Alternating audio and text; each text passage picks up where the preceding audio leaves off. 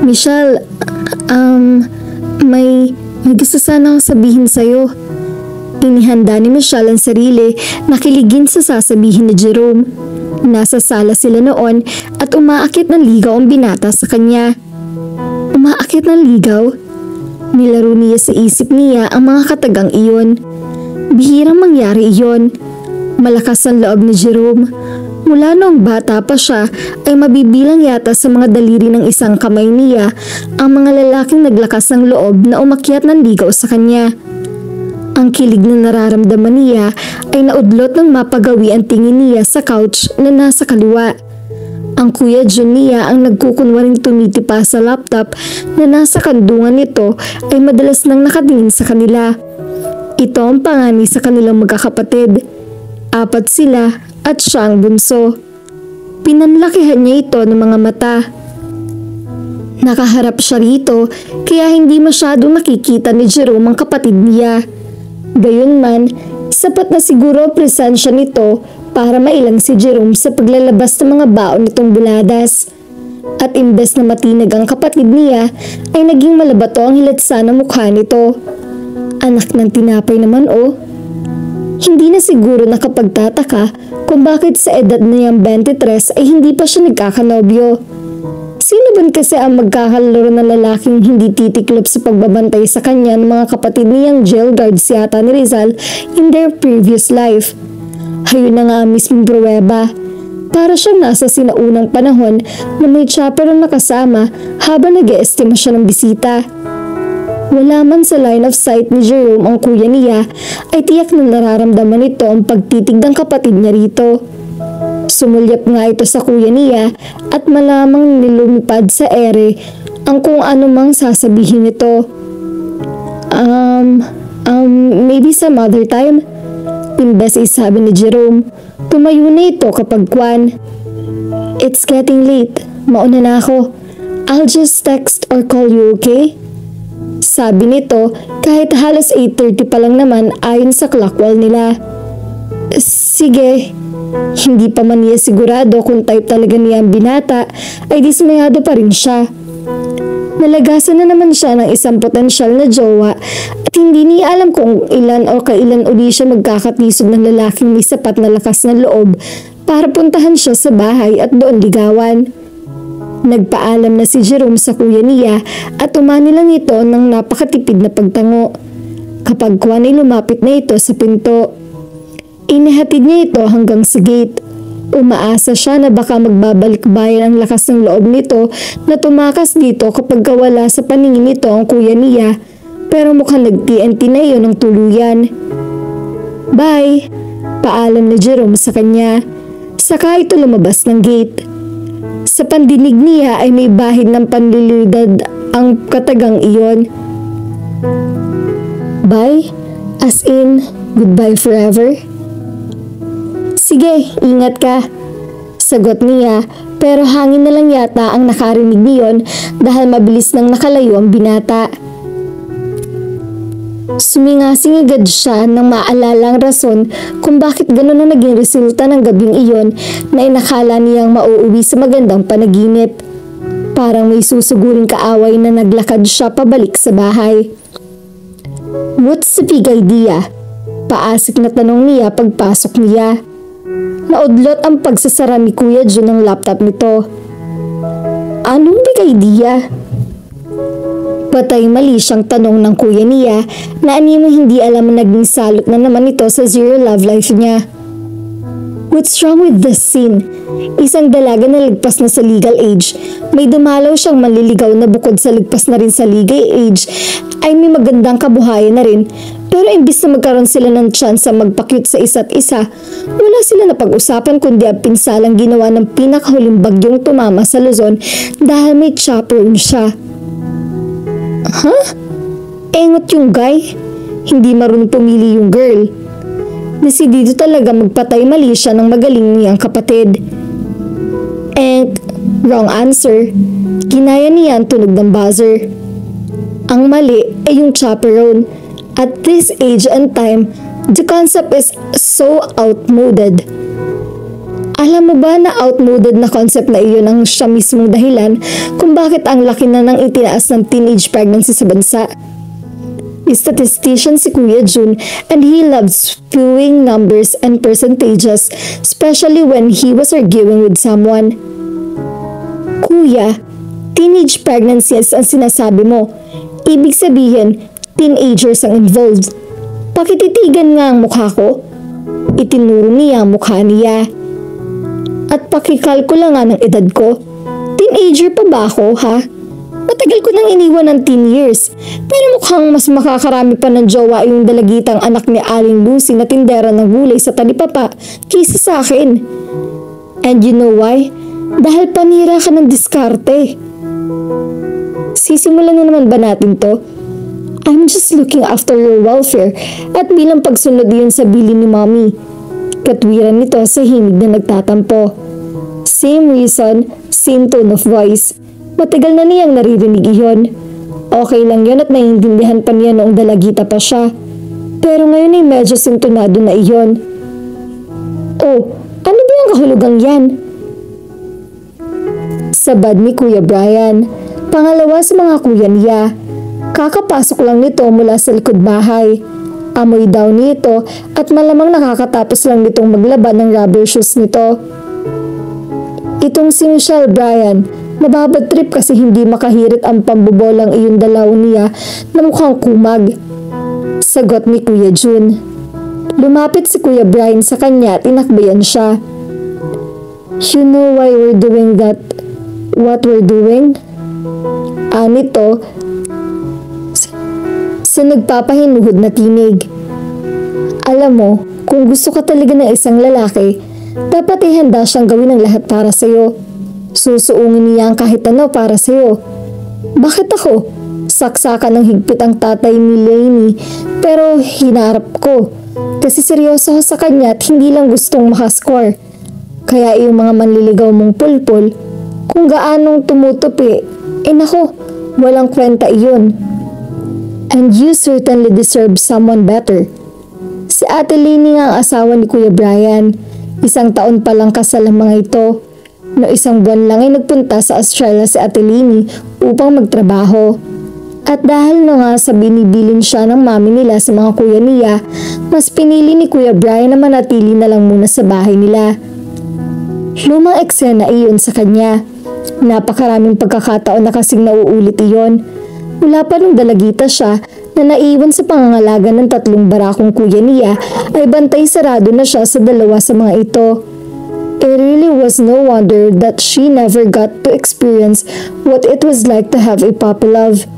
At ngayon, kahit gurang love yata ay namumurong hindi niya mararanasan. Maagang namatay ang daddy nila, but that was a moot point. Bago pa naman kasi ito sumabak lang buhay, ay sa makabilang bahay na ito. Ang mami na nila ang nagtaguyod sa kanila. Naging ahente ito ng kung ano-ano. Mula sa lupa, share sa beach clubs, memorial plants at pati memorial lots pa. Hirap man ito ay nakaya nito iyon dahil ang Kuya Jun pa lang niya ang nasa college. Pero nang tumuntong na sa kolehiyo ang 2 pang kuya niya ay nag-level up ng husto ang gastusin nila. Nauso rin niyon ang mga nag-a-abroad kaya pagkatapos kumuha ng ilang units sa special education ng mami niya ay nagpunta na ito sa Amerika. Bago umalis ang mami nila ay ibinilin siya nito sa 3 kapatid niya. Natatandaan pa niya kung paano itong pinusumpa sina Kuya Brian, Kuya Jun at Kuya Ryle na hindi niya hahayaang mapariwara ang mga ito. Kulang na nga lang yata ay mag-blood compact pa mga kuya niya. Her 3 brothers loved their mom very much. Very devoted ang mga kuya niya sa mami nila. Masasabi nga sigurong mamas boy ang mga ito. Napakataimtim ng pangako ng mga ito na aalagaan, gagabayan at babantayan siya ng mga ito. Ilang taon nang nagtatrabaho sa Amerika ang mami nila nang mapatay ito. It was a senseless death. Isang gwardiya na eskwelahang pinasusukan ng kanyang mami ang biglang nawala sa tamang katinuan. Basta na lang ito namaril ng walang habas. Their mother was at the wrong place at the wrong time. Kasama ito sa 3 nasawi sa walang habas na pamamaril. Graduate na noon ang dalawang kapatid niya at fourth year college na si Kuya Ryle, kaya ang dalawang mas nakatatanda sa kanila nagpaaral sa kanila. And then later on, all three of her brothers pitched in with their expenses. Todo ang pighati nila sa pagyao ng mommy nila. At sa harap ng abo nito na ipinadala lang sa kanila ay inulit ng tatlong kapatid niya ang pangako ng mga ito na magiging anghel de la guardia niya. Guardia was the operative word. Talagang pangguardia na ang ginagawa ng mga ito, lalo na ng dalawang mas nakatatanda. As in walang makalusot na boylet na nagtangkang umaligid sa kanya noong kabataan niya. Pero hindi na siya bata. Yet, her two brothers wouldn't let up on their guarding. Home base pa naman ang naging trabaho niya. Dati kung saan-saan din siya pumasok pero hindi nagtagal, mas kumita siya sa mga maliliit na racket niya. Bukod sa hindi nahasal ang pagsabak niya sa rush hour traffic, sarili pa niya ang oras niya. Ang downside nga lang niyon dahil nasa bahay lang siya ay mas lumiit ang mundo niya. Pati na nga posibilidad na makabungguan sila ni Mr. Wright, hindi na nagawa. Kung tulad sa normal na dalaga lang sana ang buhay niya, ay malamang na ginagamit niya ang libreng oras niya sa paggimik at pagpunta sa kung saang-saang lugar. Pero dahil sa makulit ang mga kapatid niya, ay hindi niya yun magawa ng lubusan. Bago siya makaalis ay uusisain pa siya ng katakot-takot ng mga ito. May social life din naman ang mga kuya niya pero ayaw talaga siyang tantanan ng mga ito, lalo na si Kuya Jun. Being the eldest, he probably felt that his job of protecting her fell squarely on his shoulder. At kapag nagrereklamo siya, ay ang mga pangako ng mga ito sa mommy nila ang ipinagsasanggalang ng mga ito. That the fact that she really deserved someone better than the guys who flirted with her. Malapit na siya mag-temper tantrum nang bumukas ang front door at iluwa ang Kuya Ryle niya. Dahil siguro mas malapit ang edad nila, ay ito ang mas kasundo niya. Sa tatlong anghel de la guardia kumo, si Bill niya ay ito rin ang pinaka-chill. Tantanan niyo na nga yan si Michelle. Matanda na yan. Baka mamamify na iyan na walang jowa sa ginagawa niyo. Ani Kuya Ryle, na mukhang nahulaan agad ang pinagdidiskusyonan nila. Nga pala, nakita ko kanina si Chad. Problemado ang sira. Ang tinutukoy nito ay ang kaibigan niya mula pa nung toddler sila. Si Chad yata ang nag-iisang lalaki sa mundo na nakakalapit sa kanya nang hindi sumasalang sa mapanuring tingin ng mga kapatid niya. Palibhasa ay nakilala nila ito nung naka-short pants pa lang ito at kasabay na niyang lumaki ito kaya panatag ang loob ng mga kapatid niya rito na hindi siya nito gagawa ng masama. Lalo't ilang pagkakataon din itong nakagwardya sa kanya laban sa ilang bad boys na muntik na niyang maging crush noon. Ano na namang problema niya? May kinalaman sa girls, I'm sure. Hirit niya. Yata, hindi ko na nausisa. Nagmamadali eh. Parang may tinatakbuhan. Anong ulam? Tanong nito. Kaldereta. Siya ang nagluto. Wow, sarap. Kumain na kayo? Kanina pa. Pero sige, sasaluhan ulit kita. Hindi ako nabusog eh. Sinamahan na niya ito sa komedor. Samantalang ang dalawang kapatid nila ay may kanya-kanya ng inaasikaso. You need to get a life, sis. Wika ni Kuya Ryle sa pagitan ng pagsubo nito. Tell that to the Marines. Hayun sila. Nasa sala pa yata. Sagot ni Michelle. Tumawa ito. Hey, don't be too hard on those two. Lalo na kay Kuya Jun. Sa amin ka inahibili ni Mommy. Tinutupad lang nila ang pangako nila. They're way too dedicated about it. Pero kahit nakakapikon, siguro'y dapat ka rin magpasalamat na concerned sila, right? Nandun na ako kuya, kaya lang over nga sila, sambit nito. That's why you need to get a real life. Paano ko kaya gagawin yun? Noon pa paikot-ikot ang ideyang iyon sa isip niya. The opportunity will present itself, I'm sure. Basta kapag nagkaroon ka ng pagkakataon na mangyari iyon, sunggaban mo na ha. Huwag papatay-patay. Siguro naman kapag nakapag-asawa ka na maiisipan na rin ni na Kuya Jun na pakasalan si Denise. Ang nobya ni Kuya Jun ang tinutukoy nito. Elementary teacher sa isang private school si Denise at ilang taon na ring girlfriend ni kuya nila. Right, hirit niya. Nakipakpak siya ng ulam sa kapatid niya at napunta na kung saan ang usapan nila. Nang nasa sariling kwarto siya at nagpapaantok ay naalala niya ang sinabi ni Kuya Ryle. The opportunity will present itself, I'm sure. Basta kapag nagkaroon ka ng pagkakataon na mangyari iyon, sunggaban mo na ha. Huwag papatay-patay. She had every intention of doing that. Sana nga lang ay magkaroon siya ng pagkakataon. Shit! Nanggigigil na pinindot ni Ched ang delete button pagkatapos niyan lagyan ng mark ang 50 mensahe na ipinadala niya kay Nadine sa kanya sa loob ng halos na 1 oras. Naglalakad siya noon pauwi sa bahay niya. The woman was obsessed with him. Kung hindi lang nakakapikon ay mapaflatter siguro siya na nahuhumaling ng ganoon katindi si Nadine sa kanya. Naging girlfriend niya ito sa loob ng 6 na buwan. She was lovely, nice and sweet. Ang kaso ay may expiration date nga yata talaga ang interest niya sa sino mang babaeng nakakarelasyon niya at nang dumating ang panahong nabawasan ang atensyong iniuukol niya kay Nadine ay nagsimula na itong maging maligalig. That was his cue to live. In the gentlest, most diplomatic way he had learned from experience, he broke up with her. Ang akala niya ay nagkakaintindihan na sila ni Nadine, pero hindi pala. Ibang level pala ang kalukulitan nito. Ayaw nitong tanggapin na ayaw niya narito. I know you love me and you're just scared of your feelings. Alam ko rin kung bakit hindi na nag-work out na relationship niyo nung ibang naging girlfriend mo. They let you off the hook too easily, so you really didn't need to keep or look deep into yourself and find out what your true feelings are. Sabi nito. Muntik na siyang mapangiwi sa mga pinagsasasabi nito.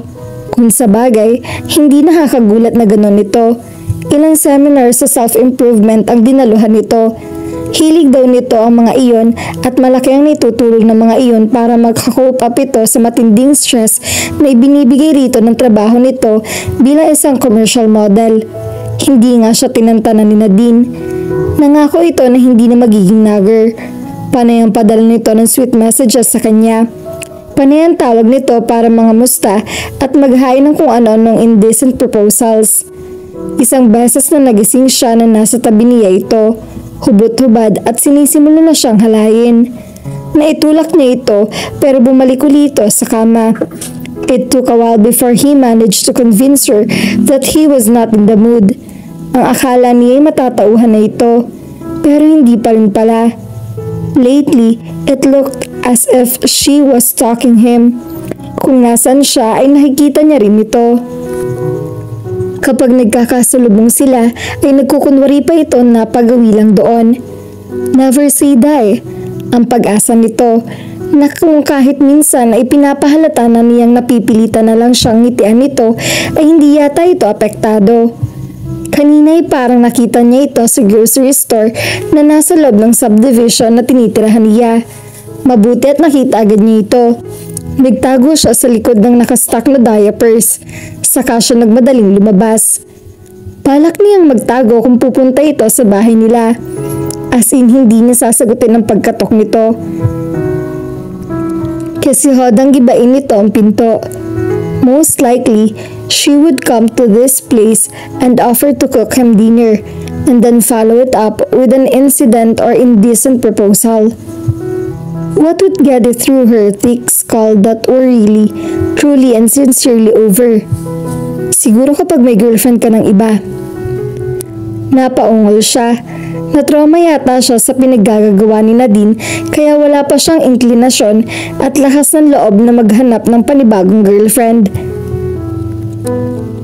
Sa pagmamadali ay nabangga niya si Ryle, ang kuya ng kaibigan niyang si Michelle, na hindi na niya nakausap ng maayos dahil sa pag-aalalang baka makita siya ni Nadine. Napahinto siya sa paglalakad.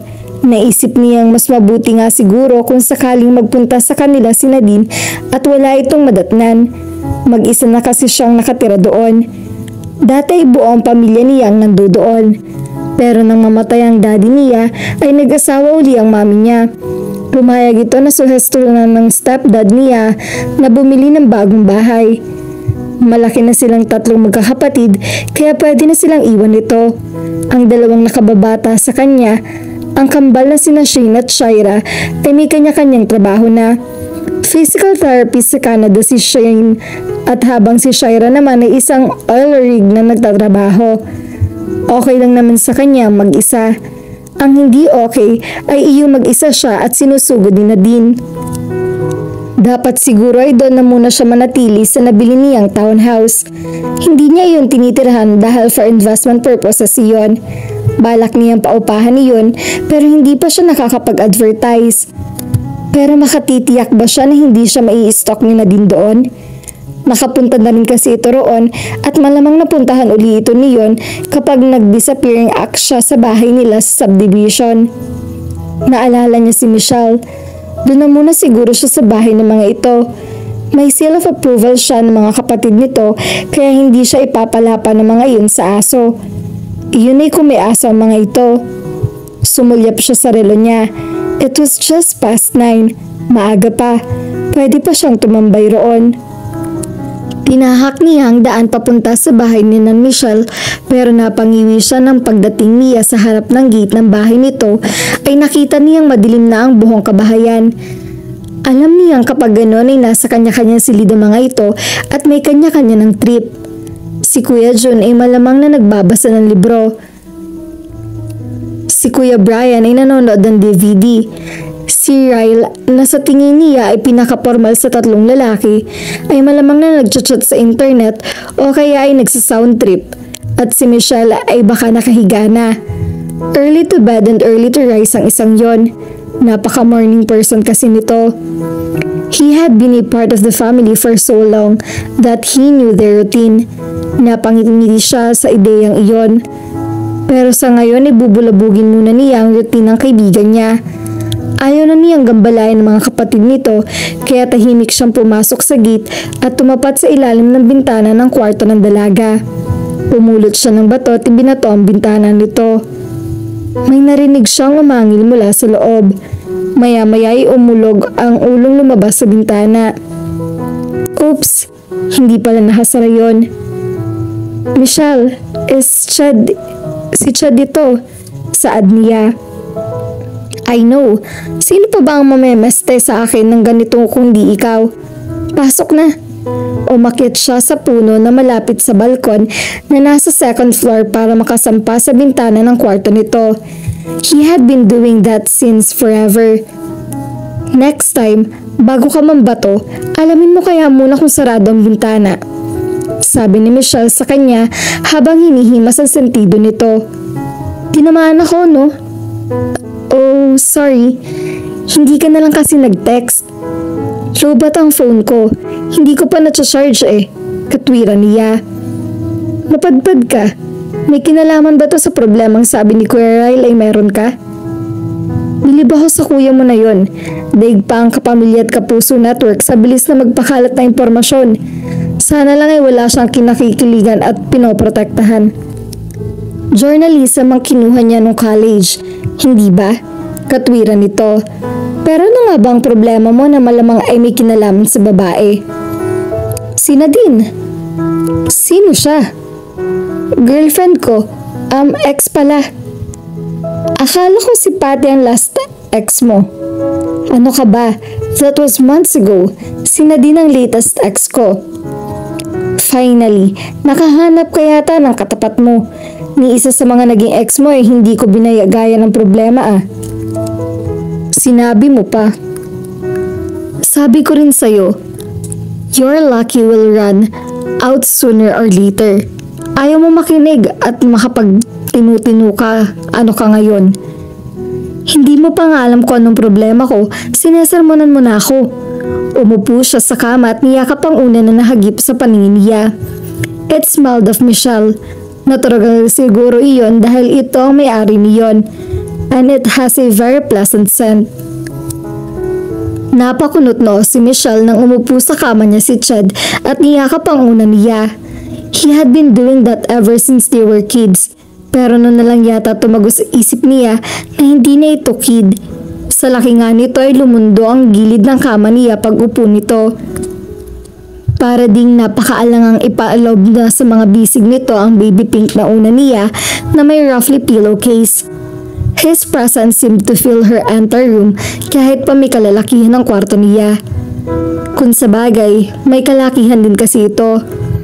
Umupo rin siya sa gilid ng kama pero hindi siya tumabi rito. Ano ba kasi problema mo? Usisa niya. Sinimulan nitong magkwento. Panay ang tawa niya nang matapos ito sa pagsasalaysay. Bagay sa'yo. Tindi mo kasi Kung nagsasaryo ko na sana at nag-i-stick to one, hindi ka makakatisod na may tililing. Sticking to one is boring. Inungisan niya ito. Mabuti na lang at naniniwala siya na hindi lahat ng lalaki sa mundo ay kagaya nito. Kung hindi, na-depressed na siya. Hirap na nga siya makahanap ng jowa pagkatapos aalpas din pala iyon sa mga kamay niya kapag nagsawa na.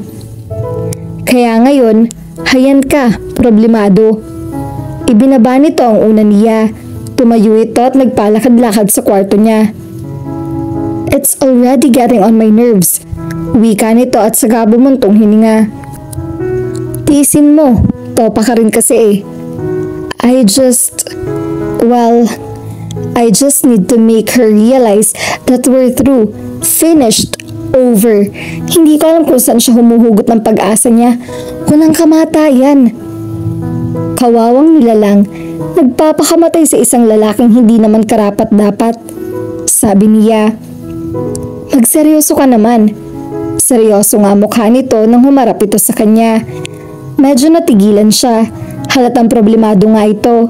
At dahil ulirang kaibigan siya, dapat nga yata'y damayan niya ito. She started thinking of possible solution to this problem. Lumipat ka na lang ng tirahan. May townhouse ka, di ba? Doon ka muna at... Alam ni na din kung nasan yun. Alam din niya kung saan ako nagtatrabaho. Tiisin mo na lang ang pangungulit niya. Magsasawa rin yun. Hindi ka kagwapuhan para ipagkamatayan niya habang buhay, no? Yapang nito. Totoo naman. Pero nang sabihin niya iyon ay nagprotesta ang kalooban niya dahil hindi naman kasi totoo iyon. Honestly, he was quite a looker. Gwapi nga siguro itong matuturingan. Kung hindi lang niya ito kalaro mula pa noong pante at sando pa lang ang attire niya, ay baka nagka-crush na siya rito. Pero mabuti na lang at kalaro niya ito mula pa noon. Kung hindi ay hindi niya mararanasan kung paano magkaroon ng kaibigan na lalaki dahil sigurado siyang hindi mapapalagay ang dalawang kuya niya na makipag-friends siya sa boys pagtutuntong niya ng teen years. Cute si Ched. Simpatiko, mabait at malalahanin. And that's when he's not even trying to impress her. Kaya hindi na nakapagtataka na mabilis nitong napipitas sa mga babaeng natitipuhan nito. Yung iba nga ay napapatihulog na kangkusa sa kandungan nito. Wala ka lang taste, pero sige, hindi na ako kagapuhan kung iyon ang gusto mo. Just help me think of a way to get rid of her. Anito. Humanap ka na ibang jowa. Suggestion niya. Suminghot ito. Baka sa kakamadali kong makahanap may mas matinding sahid pa ang mapulot ko. Kung sa bagay. Pero teka, what if jowa-jowaan na lang hanapin mo? Iyong nakakaintindihan kayo na hindi seryoso ang relasyon nyo. I'm not sure I'd find a woman would agree with that. I mean, iyong mga pwede kong iyain, hindi ko sure kung hindi bibigay. Ang yabang mo talaga, bulalas niya. I'm just stating a fact, hindi ako nagyayabang. Protesta nito. The opportunity will present itself, I'm sure. Basta kapag nagkaroon ka na ng pagkakataon na mangyari iyon, sunggaban mo na ha, huwag kang papatay-patay. Naalala niya ang sinabi ni Kuya Ryle, and it was as if the opportunity walked up to her and slapped her in the face.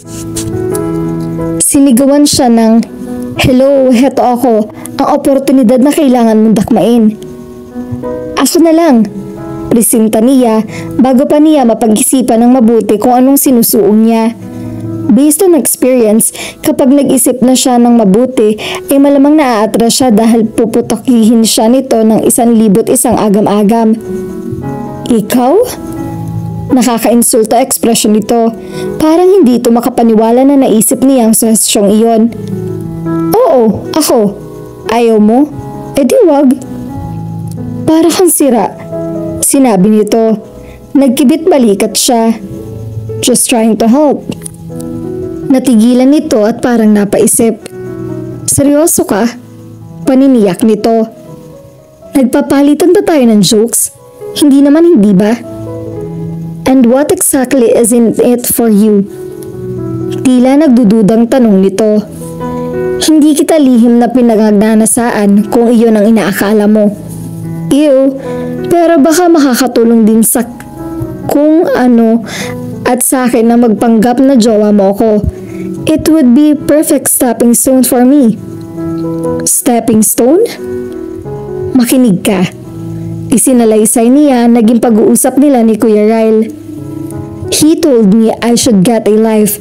Pero paano ba ako magkaka-life kung parati na lang ako nakabantay sa akin sina Kuya? I mean, at my age, may curfew pa ako. Pinaikot niya mga mata niya.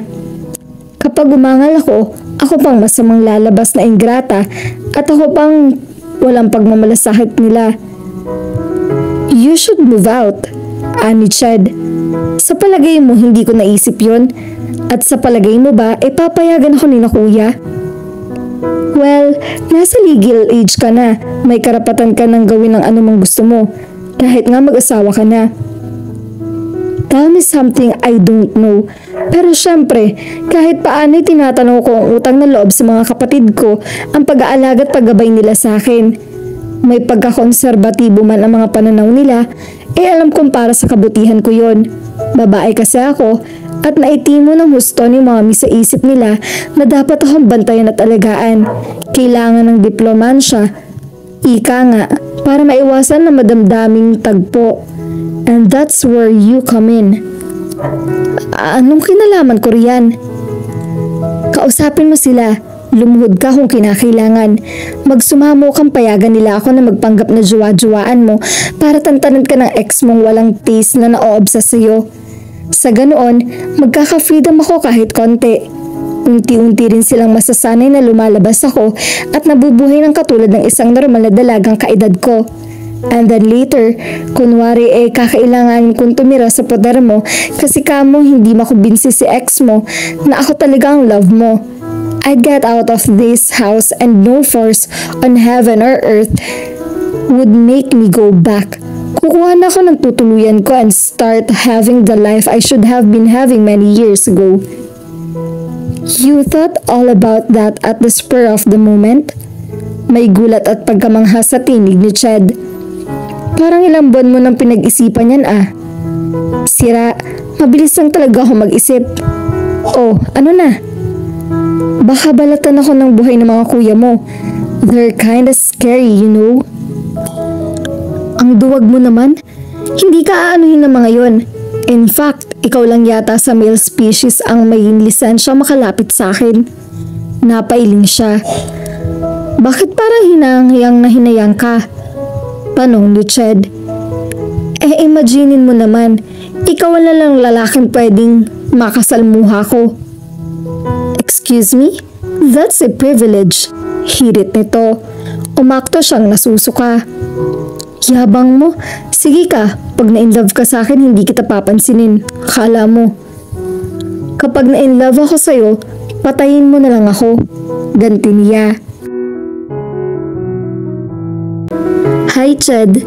Napatingin si Ched sa pinagmulan ng tinig. Napailing siya nang makita niya si Nadine. Pruweba na ini-stalk siya nito nung sumulpot ito sa restaurant na kinaroroonan nila ni Michelle.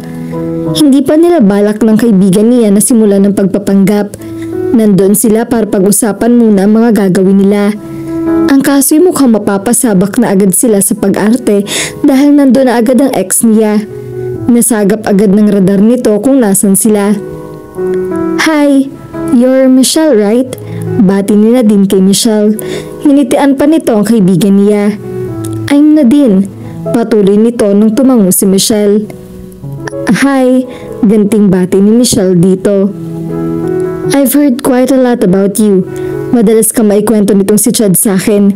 Sabi nga niya, friendly ang dating ni Nadine pero ang ngiti sa mga labi nito ay kagyat na napalis nang makita nitong inabot ni Michelle ang kamay niya.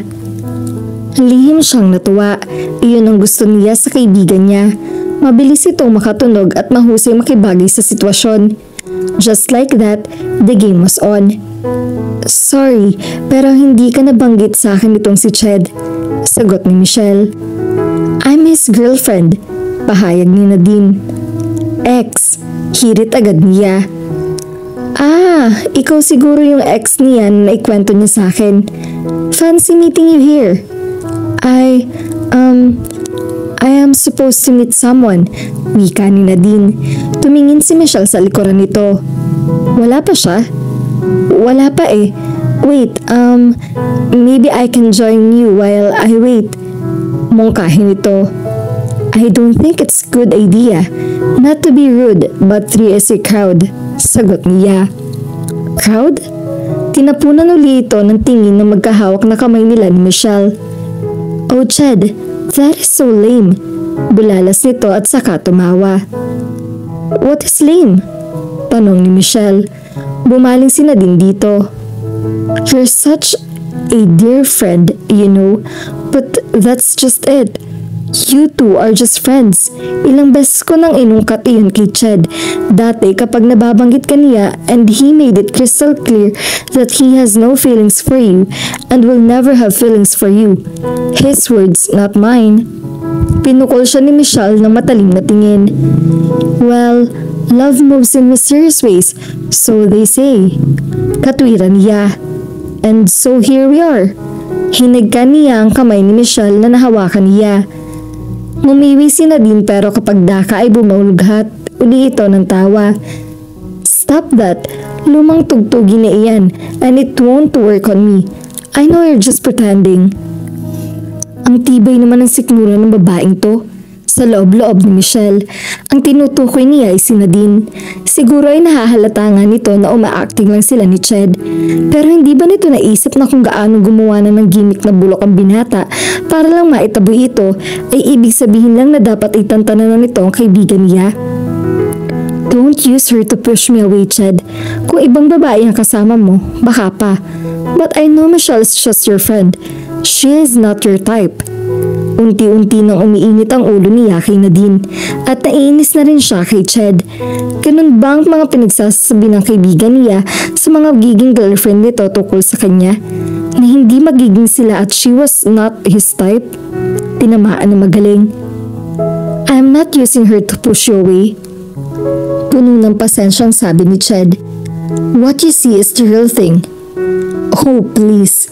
Umakmang hahalakak uli si Nadine pero naudlot iyon nang bigla siyang halikan ni Chad sa mga labi. Nagulat siya kaya natural lang sigurong parang may nagrarambulan sa pagkatao niya. Ang unang reaksyon nga niya ay itulak si Chad at bigyan ng mag-asawang sampal. Wala pang nakakahalik sa kanya kaya ito ang first kiss niya. Tinamaan talaga ito ng magaling. Mabuti at naalala niya sa huling sandali na walang mali siyang ginawa ni Chad. Siguro ay napuno na lang ito kay Nadine. He must have wanted to wipe the smug look on the woman's face. Hitsura iyon ng isang babaeng hindi tatanggapin na inaayawan na ito ng isang lalaki. And with good reason perhaps. Hindi nakapagtatakang maganda si Nadine. Ayon kay Chad, isa itong modelo sa modeling and casting agency na pag-aari nito at ng kaibigan nito. At ang specialty raw nito ay beauty products. Ibig sabihin, mas maganda pa ito sa iba. And Chad was blowing her off. Ang tanging rason ng kaibigan niya ay sawa na ito sa babae. Noon lang niya napansin na tumatagal na ang pagkakahinang ng mga labi nila ni Chad at napansin din niyang masarap pala ito mahalikan. Nakakagising iyon ng pagkatao, nakakabilis ng daloy ng dugo at nakakapanlambot ang kalamnan. Nang pakawalan nga siya ni Chad ay nang ngalingali niyang hablutin uli ito palapit siya at siya naman ang hahalik dito. Nadine looked stricken. Sa wakas siguro ay tumagos na sa napakatigas na bungo nito ang mensaheng nais iparating ni Ched dito. Pero sandali lang ito nagmukhang tigagal. After 3 seconds ay kumubra na ulit ito nang naaasarang ngiti sa mga labi nito. You think that's kissing? Here's a real kiss. Hinila nito ang kwalo ni Ched at umakmang hahalikan ng binata. She acted purely on instinct. Agad siyang tumayo at iniharang ang kanyang sarili sa dalawa. Napilitang huminto si Nadine dahil kung hindi ay siya naman ang mahahalikan nito. Do it and die, banta niya rito. Napaatras si Nadine at tila nagugulumihinan. Pero kagaya kanina, pagkalipas lang ang ilang sandali ay ngumiti uli ito. Bumaling ito kay Ched. Don't run from your feelings, Ched, sabi nito at pagkatapos ay siya naman ang binalingan nito. As for you, you're a great friend, but I'm sure that's all you'll ever be. Abat makapal pala nga talaga ang mukha. Hindi kita susukuan, Ched, because I know you're so worth it. Tinapunan pa nito ng flying kiss ang binata bago ito tumalikod na naglakad palayo. Imagine that, Anastasia. Wala pa akong nakitang katulad niya. Over siya. Sinabi mo pa, pagsang-ayon ni Ched at saka bumuntong hininga. Nakakarma na yata ako. Himutok nito. Sinabi mo pa, pagsang-ayon niya rito. Ano bang pinakain mo sa isang yun para magkandara pa siya ng ganun sa'yo? You wouldn't want to know, sagot ni Ched at saka pilyong umiti. But you did well. Mukhang handa kang makipagsabunutan kanina. And all for me. I'm flattered. Flatterin mo mukha mo, Gok. Napikon lang ako sa kanya. At ikaw, may kasalanan ka rin. Kung makapagsalita ka pala tungkol sa akin, parang ako na ang pinakapangit na babaeng nakilala mo. May pa-Till Kingdom ka. Till Kingdom ka pa. Buisit ka. Hey, sorry. Hinagip nito ang kamay niya at ipinaloob sa dalawang palad nito. His hands felt warm. At hindi lang warm, magaspang ang mga iyon kaya siguro nakakakiliti. Dapat ay hihilahin niya ang kamay niya pero nahikayat siyang hayaan na lang muna iyon. It was taken out of context. Ang ibig ko lamang namang sabihin doon, ibang level ng love ko para sa'yo. Mas puro, mas walang mali siya at higit sa lahat, mas tumatagal. Che! Buong gilas na inirapan niya ito para pagtakpan ng tuwang nadama niya sa sinabi nito. Nuknukan ka nga pala talaga ng bolero kaya ang dami mong nabibighani. Pwes, ibahin mo ko. Kabisado ko na ang likaw ng bituka mo kaya wag mo akong paandaran. Alam ko, hindi mo ako type at mabuti na rin lang dahil hindi rin naman kita type. Ouch naman, reklamo nito. Ouch ka riyan. Inayos niya ang upuan niyang umisod dahil sa biglaang pagtayo niya kanina. Ano sa palagay mo?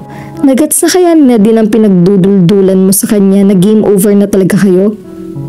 I'm not sure. Parang hindi pa siya handang sumuko. You heard her. Hindi pa rin kami tapos. Pero kaunti na lang siguro at makukumbinsi na rin siya. It's probably just an ego thing. Marami nagkakandara pa sa kanya. Mga modelo, artista at politiko. At sa'yo siya pumatol? Wala talagang taste. And then you dumped her. Nakakapangit-ngit nga naman. Dahan-dahan sa pangiinsulto. May puso't damdamin din naman ako. Ano ni Ched? Tumawa siya. Sorry, hindi kasi halata. Ganti niya. He suddenly looked sad. Hindi ko naman siya gustong saktan, pati na rin yung ibang babaeng dumaan sa buhay ko. At first, I really thought that she just wanted to play, and those are the kind of women I usually get into relationship with. We both know the score so no one gets hurt when our time together is up. Pero nagkamali ako ng tansya kay Nadine. Sinlaki yata ng buong universe ang ego niya, kaya hindi siya makapaniwala at ayaw niyang paniwalaan na umaayaw na ako. She even told me this. I like you so damn much. I'm gonna give you a chance to think and find out for yourself why you won't be able to live without me.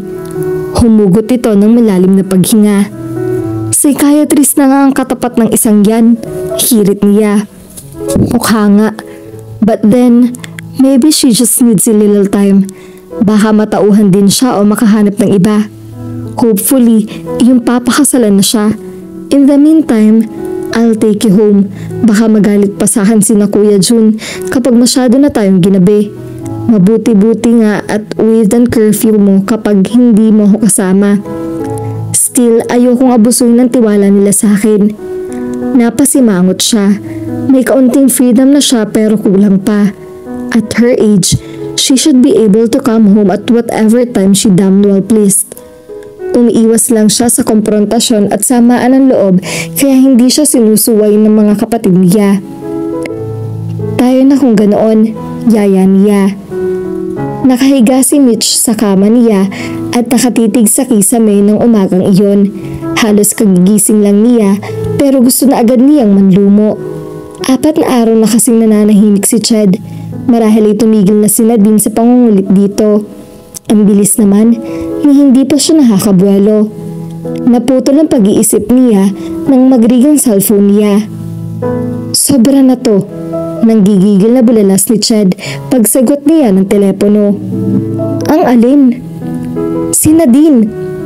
Ang sama yata niyang kaibigan dahil may bahagi ng pagkatao niya ang bahagyang natuwa. Ano naman ba ang ginawa niya? Mas maganda siguro kung makikita ng sarili mong mga mata. He sounded pissed off and yet so resigned at the same time.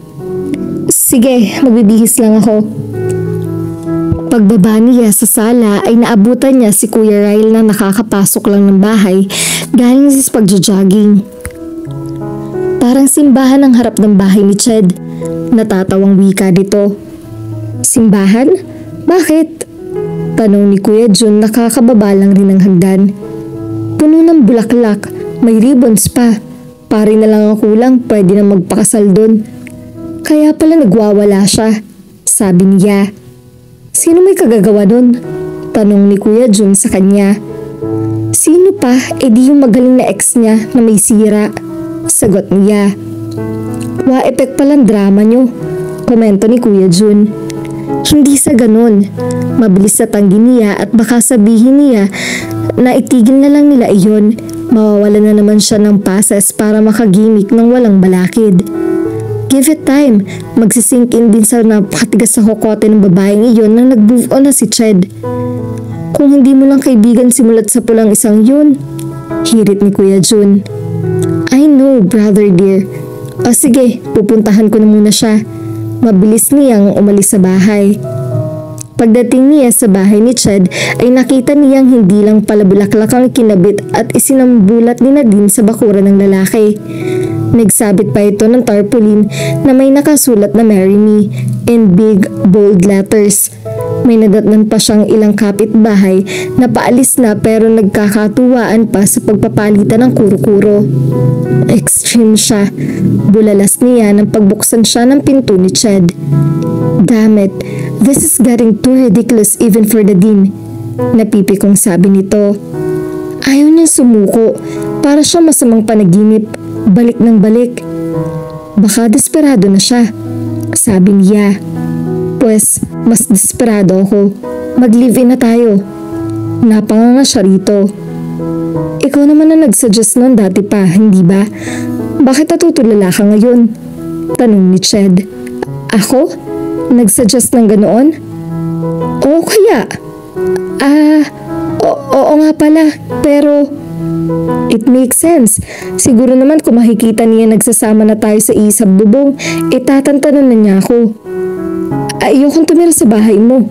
Sibilisado at may pinag-aralan man ang nakatiras dito sa subdivision, may mangilan-ngilan pa rin chismosa. May reputasyon akong kailangan pangalagaan. Napatitig si Chad sa kanya. Kapag kuwan bahagya itong tumawa. Kung sa bagay, Maria Clara nga palang subdivision natin. Baka atakihin ng mga lola kapag malamang nakikisama ka sa akin at hindi tayo kasal. So, hindi pwede, hindi ba? Pwede. Doon tayo titira sa townhouse ko. Walang makakakilala sa iyo roon at mga walang pakialam ang mga nasa paligid dahil halos lahat sila ay may maghapong nasa trabaho kaya walang magchichismisan. Hey, ito na ang pagkakataong hinihintay mo para makaalis ka sa pamamahay nyo. This is like a door opening to a whole new world for you. Nagsimula na nga siya ma-excite sa ideya. Pakiramdam niya ay iyon na nga ang oportunidad na pinakahihintay niya. Welcome to your new life, sabi ni Michelle sa kanyang sarili habang pinapasadahan niya ng tingin ang kwarto niya sa townhouse ni Ched. Mas mahirap pa yatang mapapayag ang mga kapatid niya na sasama siya sa lalaki kaysa kumuha ng US visa. Pero patunay ang malaking tiwala ng mga ito kay Ched na inayudahan ng Kuya Ryle niya ang pagpayag ng mga ito sa pakiusap ng kaibigan niya. Kaakibat nga lang niyon ang napakahigpit na bilin na huwag siyang pababayaan ni Ched dahil mananagot ito kapag may nangyaring masama sa kanya.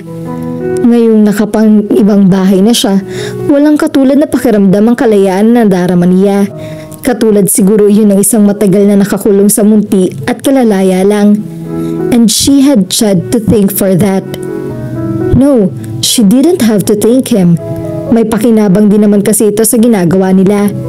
Sana lang ay matauhan na si Nadine.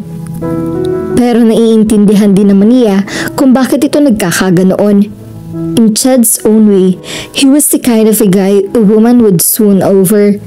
Ang kaso nga ay ayaw na nito kay Nadine kaya dapat lang nahayaan na nga ito ng dalaga. Kung sa kanya nangyayari ang ganoon, ay noon ka nahahabulin niya ang isang lalaki. Kaya sana nga ay mabilis nang mahanap ni Nadine ang dignidad nito. Kapag na-solve na ang problem nito, ay talagang lalaya na siya. A whole new world, a new fantastic point of view. Feeling Princess Jasmine siya sa Aladdin. Sakit naman sa tainga? Reklamo ni Ched na kakapasok lang sa kwarto niya. May dala itong beddings na tiyak na ipapagamit dito sa kanya. Wala ka talagang taste, ganti niya at saka inirapan ito. As if hindi mo alam na in demand at demanding ako bilang isang wedding singer. Bukod sa webpage designing ay marami pa siyang ibang racket. Kasama na nga ron ang pagsasideline niya bilang singer sa kasal at iba pang okasyon. Mas malaki pa ang pinagsama-samang kita niya sa mga racket na iyon kaysa sa sweldo niya noong empleyado pa siya. Enjoy pa siya. Kaya nga yata hindi nagtatagal ang lahat ng mga kasal na kinakantahan mo. Naisumpa nga siguro ng mga malignong binulabog mo. Ani Ched. Imbis na sagutin ito ay tinuloy na lang niya ang pagkanta. Ngumiwi ito. Saka siya iniwan. Pero nakakailang hakbang pa lang ito ay huminto na ito at lumingon uli sa kanya. Magkano na nga ang singil mo? Tanong nito. Kung ikaw ang aarkila, di hamak na mas mahal pagkatapos mo akong laitin. Sagot niya. No, seryoso ako. Naalala ko kasi, nung isang araw naitanong sa akin nung kakilala ko kung may contact ba ako na singer. Iyong mga pipitsugin lang at hindi ka level na Sara Geronimo. Anniversary daw ng parents niya at gusto niyang kasama sa celebration ng pagkanta sa lahat ng songs na memorable sa mga iyon. Pipitsugin ako? Ganon? Tinaasan niya ito ng isang kilay. Ka-level mo ba si Sarah G? Ganti nito. Hindi, pero then you know what I mean. Anyway, racket ito kaya imbis na nakikipagtalo ka sa akin, di ba dapat pinapasalamatan mo ko? Okay, salamat. Wika niya. Magkano? Ang pasasalamat ko? Tungik, yung upa sa vocal cords mo. Oh, that. 4K. Pahayag niya. Rasyong kaibigan lang. That's for 2 hours. Kung mag-extend, may dagdag dapat. At pakainin naman niya ako, no? Sige, sasabihin ko sa kanya. Ani Ched. Palabas na dapat ito ng kwarto nang mag-ring ang cellphone nito. Shit, maigting na bulalas nito. Naudlot tuloy ang akma na naman sanang pagbirit niya. Oh, Nadine, bakit? Malamig na sabi ni Ched. Kaya naman pala ito napamuray dahil si Nadine ang tumatawag. Ba't ka nagpunta ron? Well, I won't be staying there for a while. Baka nga ibenta o iparent out ko na. I'm not yet sure. Bakit? Sawa na ako ron. Doon ako lumaki at medyo nagsisikip na rin yung area. Tutalay si Nadine ang kausap ni Ched, itinuloy na niya ang pagbirit niya. Pero sa pagkakataong iyon ay love song ang binanatan niya. Kailangan kita. Sino yun? Narinig niyang sinabi ni Chad. Si Michelle? Natahimik ito sandali. Yeah, we're together. Actually, we're nagtry kami magsama. Lumapit siya rito. Chad, sweets, maligo ka na. Kakain na tayo maya-maya. Paborito mo pa naman na yung niluto ko. Sabi niya. Dahil malapit lang ang mga bibig niya sa mouthpiece ng telepono, ay tiyak na narinig ni Nadine ang boses niya. I told you, we're moving to the next level and things are happening quite fast. Kaya nga rin nag-move out na muna ako sa dating bahay ko. We're exploring our relationship and... Hello? Hello? Tiningnan pa ni Chad ang telepono nito. Pinatayan ako ng phone. Nito sa kanya. Dumaan daw siya sa bahay kanina. Naghintay pa rin ng 1 oras. Can you believe that? Kung hindi pa lumabas si Bien at sinabihan siya na nag-move out na ako, baka hanggang ngayon naghihintay pa siya. Ang Bien na tinutukoy nito ay kapitbahay nito na kababata rin nila.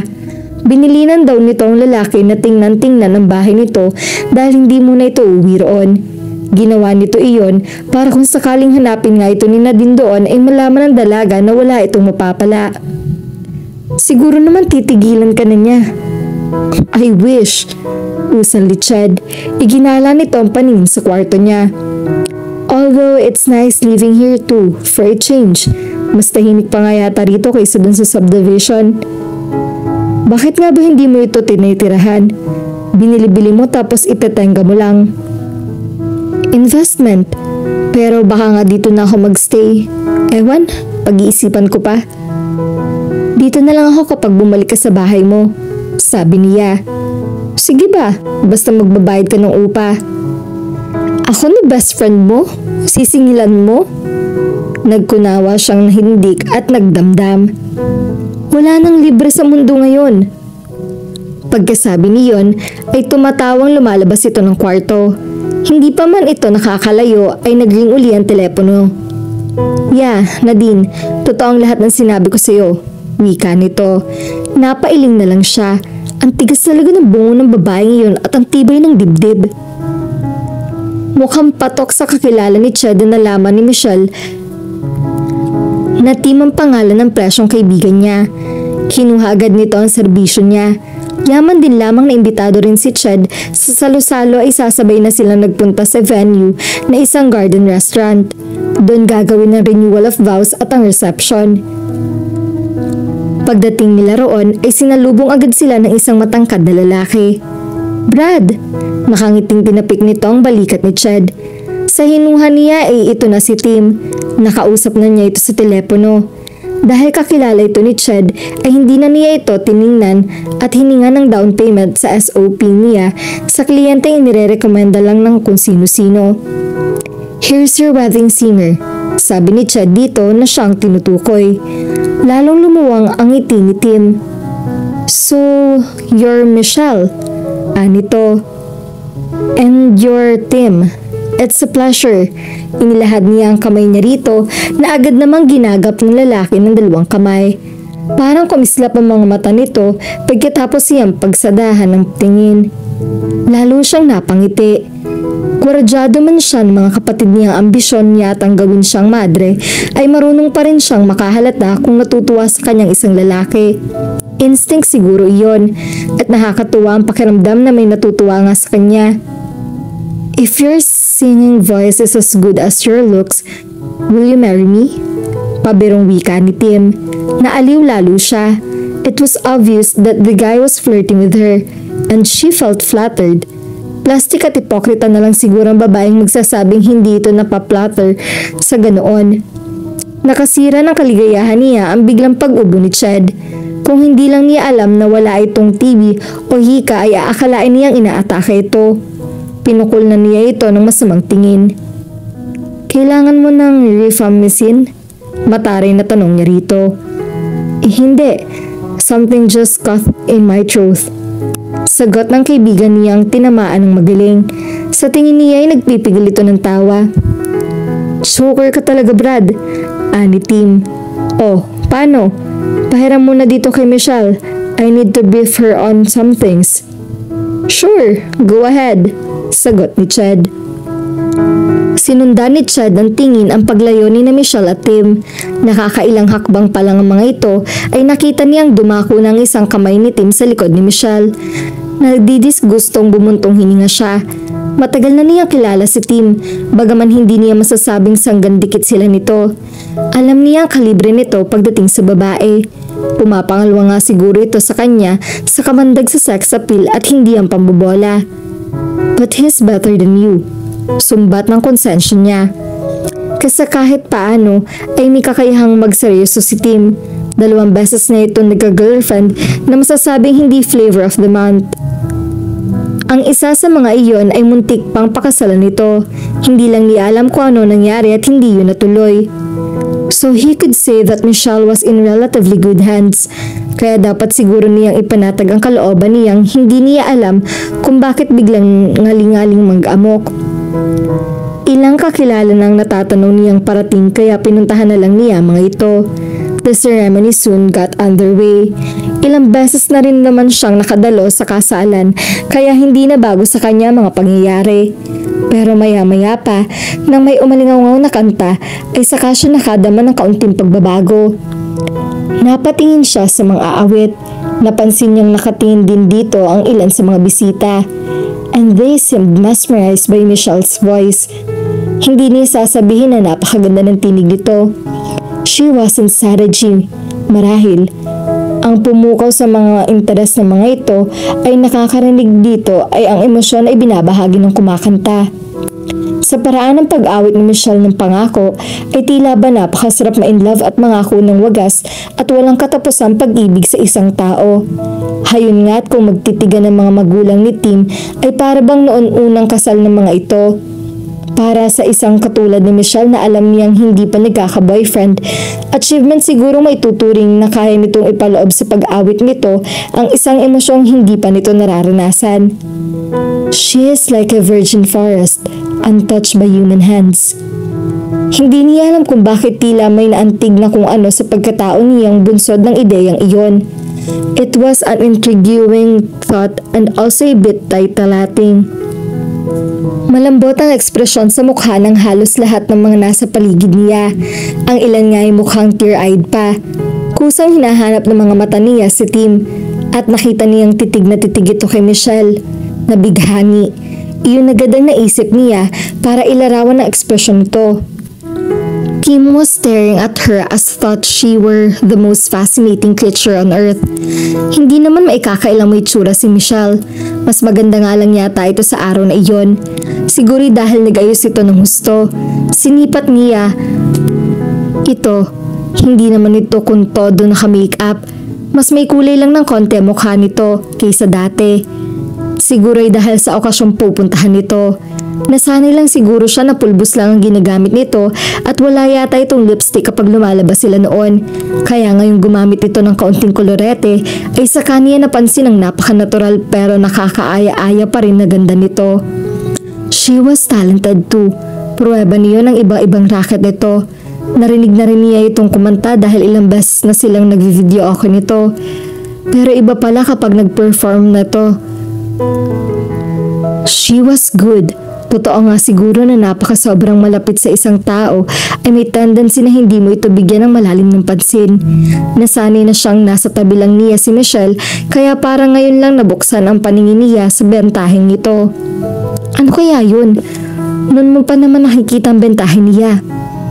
Natigilan siya at napailing. That was such a long time ago. Teenagers pa lang sila noon. He felt this pull towards her, this certain attraction. Ilang araw rin siyang nagugulumihanan sa nadarama niya.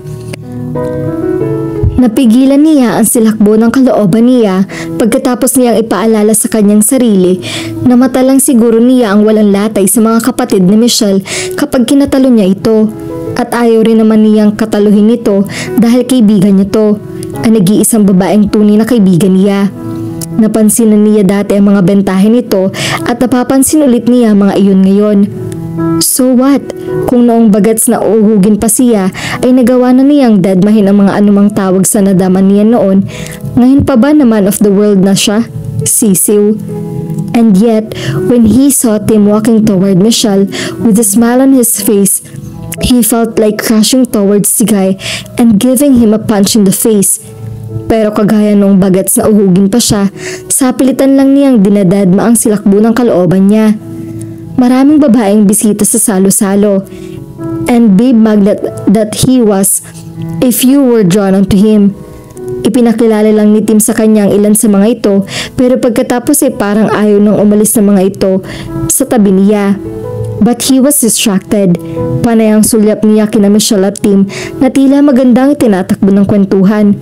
Ilang beses na nakukulinagan niya ang maglutong pagtawa ni Michelle.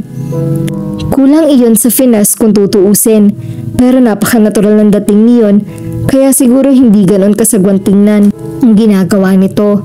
Tumatawa ito sa paraang tila ba tuwang-tuwa nga ito. May punto pa nga ng panghampas nito sa braso ni Tim, at kapag kuwan ay isinasandal nito ang ulo roon na parang sumasakit na ang tiyan nito sa katatawa. Bahagyang nagtagis ang mga bagang niya. Dapat siguro matuwa siya para kay Michelle. Iyon na marahil ang sinasabi nitong kalayaang hindi nito naranasan nung nasa poder ito ng mga estriktong kapatid nito. Pero parang gusto na yata niyang kampihan ng dalawang kuya nitong malagwardya sibil. May ideya na siya ngayon kung bakit ganun ang ginagawa ng mga kuya nito. Siya rin kasi parang gustong hablutin si Michelle palayo kay Tim at pangaralan nito na walang humpay tungkol sa pakikitungo nito sa lalaki. Kailan ka pa umastang matandang binata? Kantsaw ng isip niya. Nagpakawala uli siya ng malalim na hininga. Ano ba kasi nakakatawa sa mga pinagsasasabi ni Tim at bentang-benta ang mga iyon sa dalaga? Sa kakatingin niya sa mga ito ay halos hindi na niya maintindihan ang sinasabi ni Mimi sa kanya, ang babaeng panayang kwento tungkol sa huling trabaho nito bilang call center agent. You can't believe how many to work are engaging in casual sex. Wika nito. Oh yeah? Tanging nasabi niya. I give up. Itinaas nito ang dalawang kamay. Napalingon siya rito. What? You haven't heard a single word I said. Nanghahaba ang mga ngusong wika nito. See you around. Tumayo na ito at iniwan siya. Mabuti naman. Sa loob-loob niya, imbes na manghinayang, he had enough of her senseless chatter.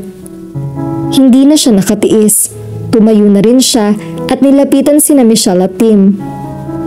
Oh, Ched, are you having a good time? Tanong ni Tim at saka makahulugang umiti. Ang daming babes, right?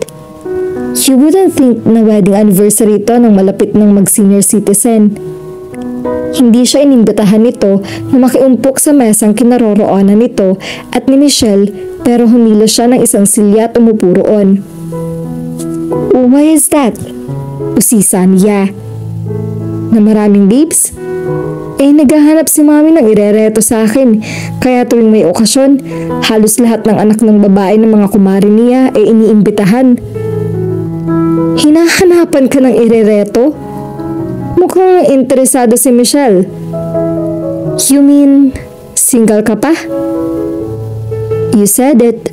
I'm on the prowl, so they say. Tumawa si Tim. Joke, hindi ako nagpapaprol. Come on Brad, ikaw? Bulalas niya. Kailan ka pa nagpalit ng kulay ng balat? You're worse than I am. Kantsaw niya. Hindi niya alam pero parang kailangan niyang maiparating kay Michelle ang tunay na pagkatao ni Tim. Dati yun. I changed after I almost got married to Diane. Oh, siya ba yung umabot ka sa puntong namimili ka na ng ibibigay na singsing sa kanya? Tanong niya. Tumango ito. She turned me down. Can you believe that? Mas pinili niyang pausbungin muna ang career niya bilang sales agent. Kung sa bagay, nagbunga naman iyon. I think she's now in the States working for the mother company of the multinational firm she was involved here in Philippines. But I realized then that being a bachelor for life wasn't for me. Gusto ko rin pala lumagay sa tahimik balang araw. It's just a matter of finding the right woman. Mabilisan lang pero tila may ipinakakahulugan ang tingin na ipinukol nito kay Michelle. Get real! Bulalas niya. I'm real as I can get. Kaya nga gusto kong alamin na ngayon ang real score na sa inyo ni Michelle. Umalingaw-ngaw na naman ang napakalutong na tawa ng dalaga. Kanina ka pa. Parang kakapusin ng hininga sa pagtawang sabi nito. Napakunot noo siya. Yun bang kanina pang umaani ng umaaktibong halakak mula rito? Ganun ka funny ideya ngayon para dito? Medyo nakakapikon yata. Sabihin mo nga sa kanya, Ched. Baling ni Michelle sa kanya. Na ano? Na hindi tayo at malabo pa sa tubig baha na maging tayo. Actually, tayo na hindi ba? Aniya. Napanga nga si Tim. Sira ulo. Ang lakas ng hampan ni si Michelle sa balikat niya. Aray! Bakit ba? Reklamo niya. Magsasabi ka ng kung ano-anong kalokohan tapos magtataka ka kung bakit nahampas kita. Ganti nito. Ano ba talaga kayo? Sabad ni Tim na nagpapalipat-lipat ng tingin sa kanila. Napatingin siya rito. Abat mukhang interesado nga ang mokong kay Michelle. Friends forever kami. Iyon kung hindi ko mapapatay sa malapit na hinaharap ang makulit na to. Sagot ni Michelle na tila nagmamadaling maunahan siya sa pagsasalita. May kung anong kumulo sa loob niya. Hindi niya alam kung ano iyon at kung bakit. Basta parang may kinalaman yun sa ideyang posibleng may mabuong ugnayan sa pagitan ni na Michelle at Tim. Anong pinagsasasabi nitong si Ched na kayo na? Patuloy na pag-usisa ni Tim.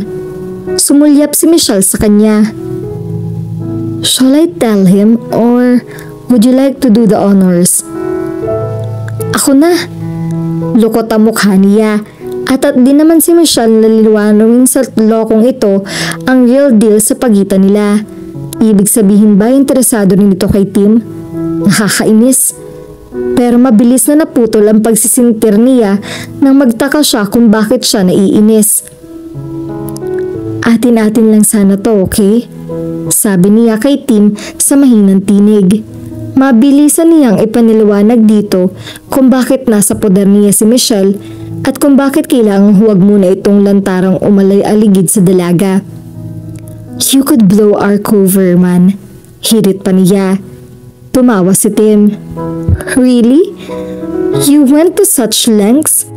Kung sa bagay, nakakairita nga yung pinaggagawa ng ex mo.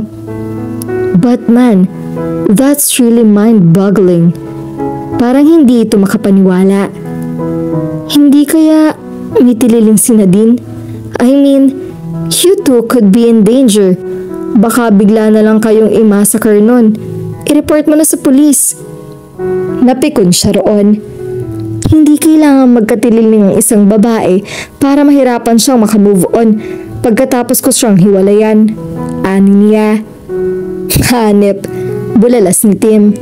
Ganun kakatindi? Pangaasar nito. Ganun talaga kalaki ang bilib ng isang iyan sa sarili niya. Sambot ni Michelle. Pero yaman din lamang at kaibigan ko, pinagbibigyan ko na. I have something to thank him for. Anyway, iyon ay tanong ni Tim. Kalayaan niya. Mabilis sa sagot niya. Na nanganganib na mawala kapag ibinuko ko siya sa mga kapatid niya. Ano iyon? Halatang naintriga si Tim.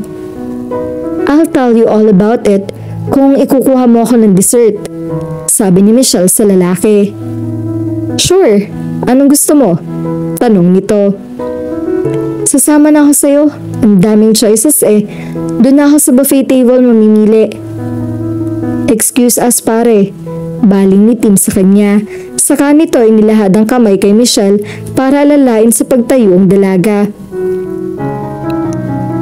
"What kind of a guy is Tim?" tanong ni Michelle kay Ched. Nasa kotse na sila nito at pauwi na. Kanina ay nagkaigihan sila ng kwentuhan ni Tim. Pagkatapos siyang samahan nito sa buffet table para mamili sa sangkatutak na desserts ay hindi na nila binalikan si Ched. Imbes ay iginiya siya ni Tim sa mesang malapit sa mayabong na mga tanim. Inusisa nito kung totoo ang sinasabi ni Ched at inayunan naman niya iyon. Pagkatapos ay kung saan-saan na nauwi ang usapan nila. "Interesado ka?" tanong ni Ched. "Nagtatanong lang, masama?" "Hindi naman, kaya lang hindi ka naman nagtatanong kung bakit hindi ka interesado." Nakapagtataka na parang dumilim ang mukha nito. "I'm just exploring my options. Anyway, pakisagot ng tanong ko, pwede?" Okay lang siya. Ano bang sagot yun? Anong okay lang? Naiinis na tanong niya.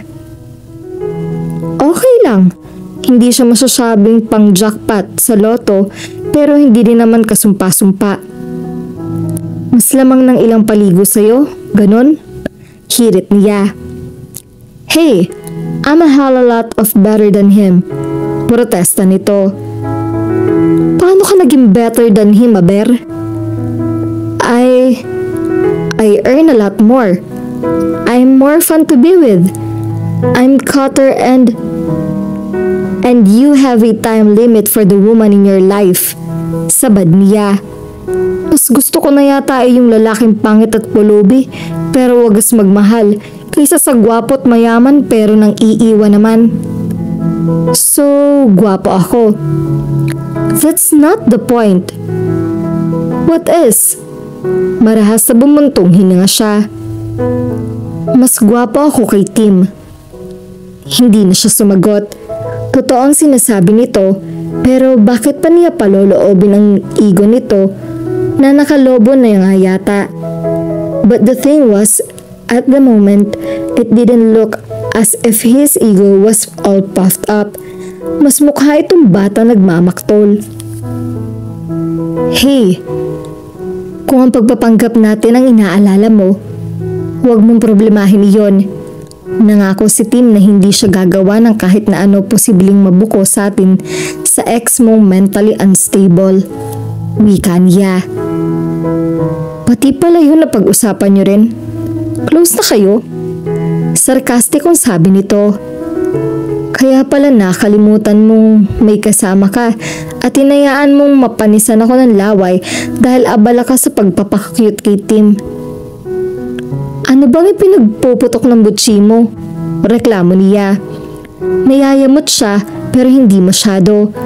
Para kasi may parte ng kalooban niya ang gustong magbunyi sa inaasta ni Ched.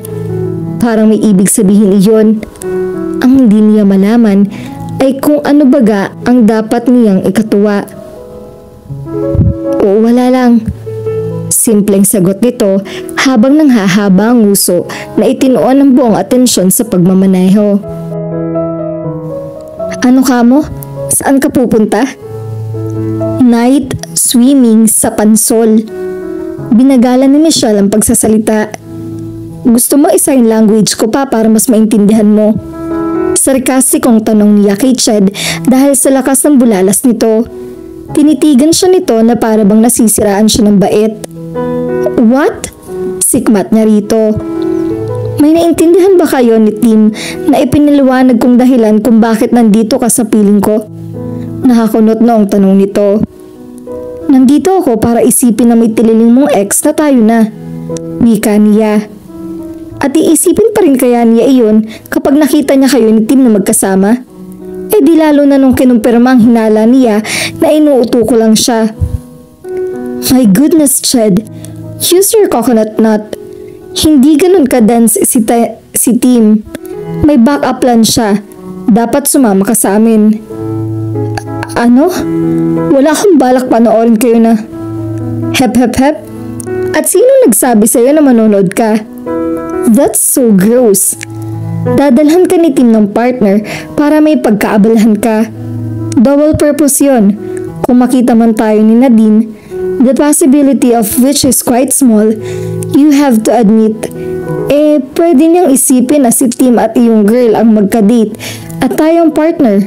Chaperon ka na rin para hindi ako aswangin ng basta-basta ng kaibigan mo. Although I have to admit, it's an intriguing thought and... Maghunos dili ka, Michelle. Bulyaw ni Chad sa kanya. Sa tono nito ay para itong sinapian ng kaluluwa ni Kuya Jun. Mas masahol pa nga yata. Anong masama sa sinabi ko? Tanong niya. Anong masama? Hello, kapag napasama ka, tiyak na mapapasama rin ako sa mga kapatid mo. Katwiran nito. Sino may sabing bala kong mapasama? May coconut nut ako at ginagamit ko yon. It's a win-win situation, believe me. Masaya tayo pareho. Ako makakagimik, which is the very reason why I volunteered for this role I'm playing. At ikaw? Well, may babae ka. Ngumiwi si Chad. Kailan ka pa naging ganyang kaarte? Magde-date lang kayo nung girl at hindi kayo pipiliting magpakasal. Props lang siya para kung sakaling makita tayo ng ex-jowa mo na ayaw maging ex, iisipin niya na tayo ang magkasama at si Tim ang kadate ng magandang binibini. Pagdating sa pansol, paano? Di mag-swimming kayo. Paano kapag sawa na kami mag-swimming?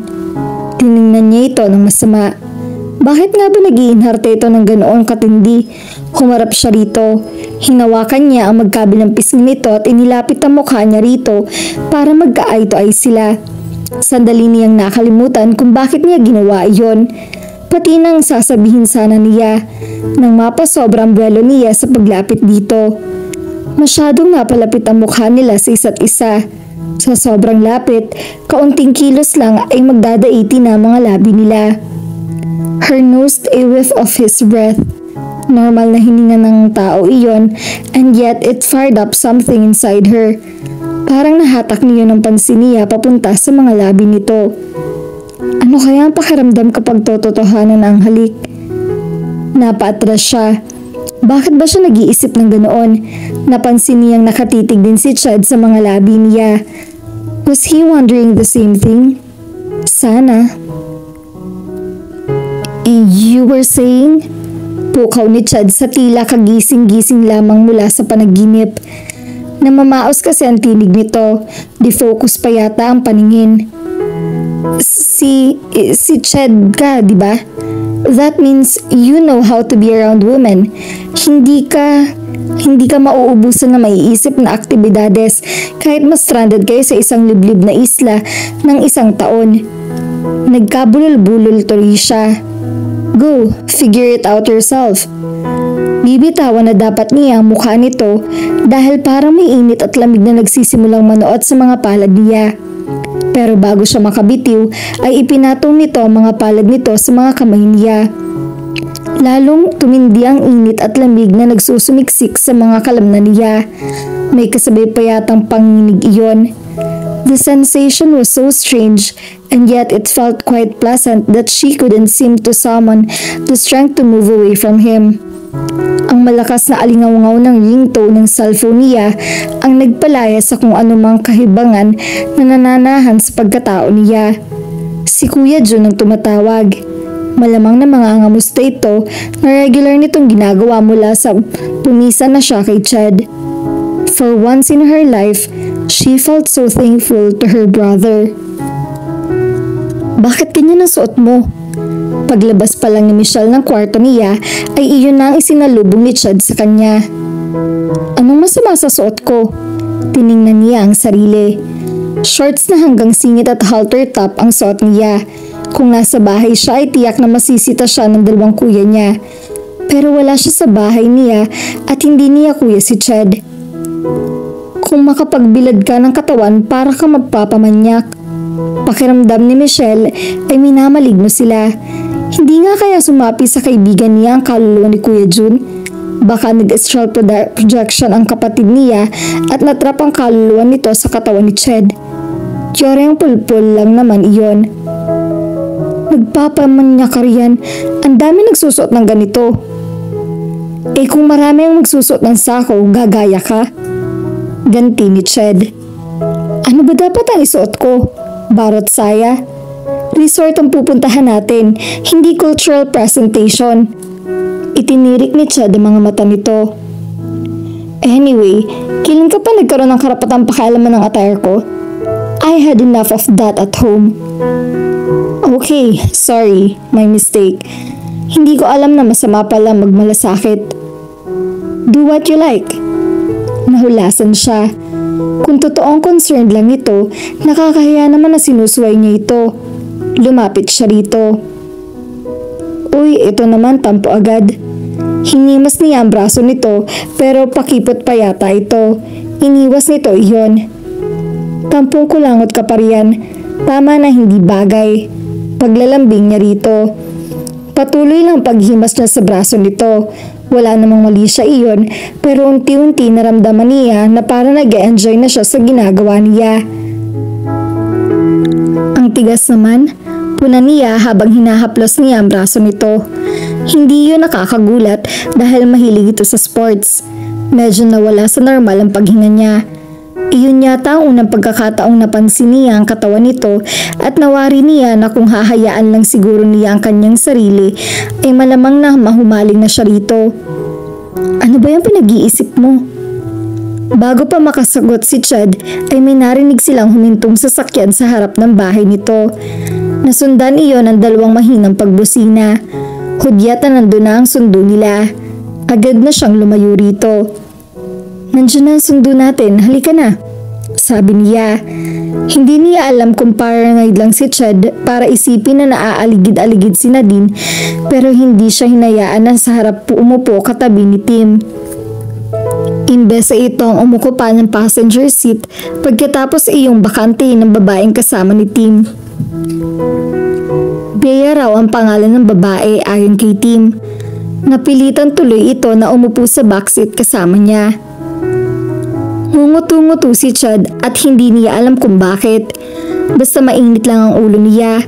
Totoo raw na may male menopause at mas maaga raw mangyayari iyon kaysa sa menopause ng mga babae. Pero masyado pa yata siyang bata para magkaganon. Wala pa nga siya sa midlife niya kaya bakit magkakakrisis na siya? And yet that was how he felt at the moment. Para may krisis sa pagkatao niya. May ideya siya na kung bakit ganon umasta ang kapatid ni Michelle.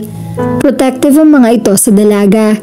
Kung nakasanayan na ng mga kuya ni Michelle na pangalagaan ito mula pagkabata, ay mahirap na nga sigurong tanggalin iyon. Pero siya, bakit bigla ay gusto niyang protektahan si Michelle? Cargo ko siya. Iyon ang tanging katwiran na nahagilip niya. Mabigat na responsibilidad pala iyon at kung nasa tamang pag-iisip siya, dapat yata isauli na niya ito sa bahay nito. Haharapin na lang niya ang pangungulit ni Nadine. Although she hadn't been making a nuisance of herself lately, baka nagsagwa na nga ito. Sana. Sinulyapan siya ng rearview mirror ang babaeng katabi ni Michelle sa backseat. May itsura ito pero hindi siya interesado. Ano bang hangin ang umihip sa kanya at parang nawalan siya ng libido. And yet, he distinctly remembered that just that morning, his libido was alive and kicking. Nag-kick ni Neon nung tumambad sa kanya si Michelle na bihis Ann Curtis. He never noticed how long, smooth, and shapely her legs were. Kung sabagay, hindi niya natititigan ito noon. Ngayon lang at naturet ito. Mas naturete ang katinoan niya kaya agad niyang binuhusan ng malamig na tubig ang nagsisimula palang mag-alab na kalooban niya. Tama nga siguro ang sinasabi ng marami na hindi mo talaga makikilala ng husto isang tao hanggat hindi mo siya nakakasama sa iisang bubong. Magkaibigan sila ni Michelle mahigit pa sa kalahati ng buhay nila pero ang dami niyang hindi napapansin o hindi pinapansin dito noon. Naisip agad niya na malamang nalibido naman ni Tim ang mag-aalab kapag nakita nito si Michelle kaya sinita niya ang dalaga. Ang kaso ay pasaway si Michelle at nauubusan na siya ng matinong rason para mapilit itong magpalit ng damit kaya hinayaan niya ito. Hindi na siguro niya dapat problemahin kung maaantig ang libido ni Tim dahil sa suot nito. She was a grown woman. Yeah, a grown woman. Buong sigasig na pagsang-ayon ng isang bahagi ng pagkataon niya. Jeez, masakit ang ulo mo? May bayad Jessica ko, sabi ni Michelle mula sa likuran niya. Or I can give you a massage later on. Sambot ng katabi nitong si... Sino nga siya? Oo nga, nag-aaral na reflexology si Bea, sabi ni Tim. Marami akong alam na iba't ibang klase ng masahe. Dagdag ng babae na tila may iba pang ipinagkakahulugan. Cool, tanging na isugot niya at kahit sa sariling pandinig niya ay walang kabuhay-buhay iyon. Libido or fourth earth though. At dito na po nagtatapos ang ating kwento. Sabay-sabay po nating abangan ang susunod na kabanata. Maraming salamat po. God bless and stay safe.